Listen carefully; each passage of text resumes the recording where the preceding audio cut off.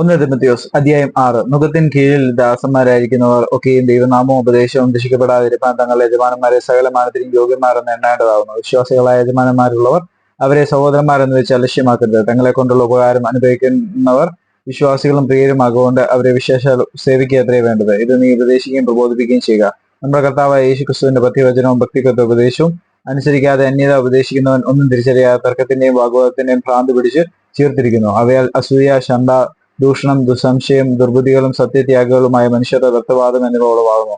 അവർ ദൈവഭക്തി ആദായസൂത്രം എന്ന് വിചാരിക്കുന്നു. അലംഭാവത്തോടു കൂടിയ ദൈവഭക്തി വലുതായ ആദായമാവുന്നതാനും. ഇഹലോകത്തിലേക്ക് നാം ഒന്നും കൊണ്ടുവന്നിട്ടില്ല, ഇവിടെ നിന്ന് യാതൊന്നും കൊണ്ടുപോകുവാൻ കഴിയുന്നതുമല്ല. ഉന്മാനും ഉടുപ്പാനും ഉണ്ടെങ്കിൽ മതി എന്ന് നാം വിചാരിക്കുക. ധനികന്മാരാകുവാൻ ആഗ്രഹിക്കുന്നവർ പരീക്ഷയിലും കെണിയിലും കുടുങ്ങുകയും മനുഷ്യ സംഹാരനാശങ്ങളിൽ മുങ്ങിപ്പോകുവാൻ ഇടവരുന്ന മൗഢ്യവും ദോഷകരവുമായ പല മോഹങ്ങൾക്ക് ഇരയായി തീരുകയും ചെയ്യുന്നു. ദ്രവ്യാഗ്രഹം സകലവിധ ദോഷത്തിനും മൂലമല്ലോ. ഇത് ചിലർ കാംക്ഷിച്ച് വിശ്വാസം വിട്ടുവരുന്ന ബഹുദുഃഖങ്ങൾക്ക് അധീനരായി തീർന്നിരിക്കുന്നു. നീയോ ദൈവത്തിന്റെ മനുഷ്യനായുള്ളവയെ അത് വിട്ടോടി നീതി, ഭക്തി, വിശ്വാസം, സ്നേഹം, ക്ഷമ, സൗമ്യത എന്നിവയെ പിന്തുടരുക.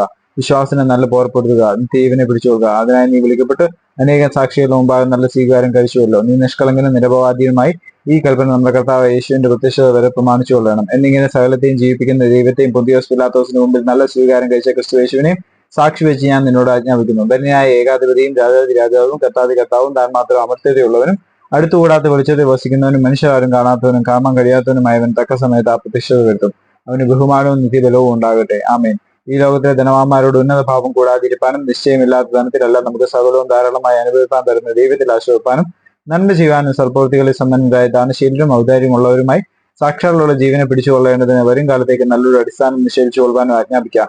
അല്ലയോ തിമോഥെയോസേ, നിന്റെ പക്കൽ ഏൽപ്പിച്ചിരിക്കുന്ന ഉപനിധി കാത്തുകൊണ്ട് ജ്ഞാനമെന്ന് വ്യാജമായി പേർ പറയുന്ന എന്റെ ഭക്തിവിരുദ്ധമായ പ്രധാലാപങ്ങളെയും തർക്കസൂത്രങ്ങളെയും ഒഴിഞ്ഞു നിൽക്കുക. ആ ജ്ഞാനം ചിലർ സ്വീകരിച്ച് വിശ്വാസം വിട്ട് തെറ്റിപ്പോയിരിക്കുന്നു. കൃപ നിങ്ങളോടുകൂടെ ഇരിക്കുമാറാകട്ടെ.